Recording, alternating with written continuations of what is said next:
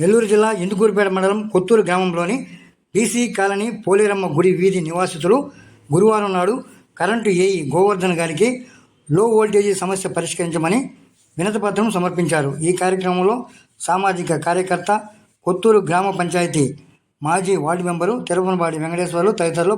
నా పేరు తిరుమలపాడి వెంకటేశ్వర్లు, కొత్తూరు గ్రామ పంచాయతీ మాజీ వార్డు మెంబర్ని, అలాగే సోషల్ యాక్టివిస్ట్ని. ఈరోజు కరెంటు ఏఈ గారిని కలిసి ఒక వినతిపత్రం ఇవ్వడం జరిగింది. ముఖ్యంగా కొత్తూరు గ్రామ పంచాయతీలోని పోలేరమ్మ బీసీ కాలనీ ఉన్నటువంటి పోలేరమ్మ గుడి వీధి నందు లో వోల్టేజ్ సమస్య గత 3 సంవత్సరాలుగా అనేక ఇబ్బందులు పడుతున్నాము. అంటే ఫ్యాన్లు సరిగా జరగకపోవడము, ఫ్రిడ్జ్లు పనిచేయకపోవడము, లైట్లు ఎలగకపోవడం ఇబ్బంది ఉంది. గతంలో అధికారుల దృష్టికి తీసుకొస్తే దాన్ని వారు జగనన్న కాలనీ నుంచి మాకు కరెంటు సరఫరా ఇచ్చారు. అయినా కూడా మా లో వోల్టేజ్ సమస్య పరిష్కారం కాలేదు. అందుకని ఈరోజు మేము ఏఈ గారిని కలిసి మా యొక్క సమస్యని పరిష్కరించమని చెప్పి వారికి వినతిపత్రం ఇవ్వడానికి ఇక్కడికి వచ్చి వారికి వినతిపత్రం ఇచ్చాము.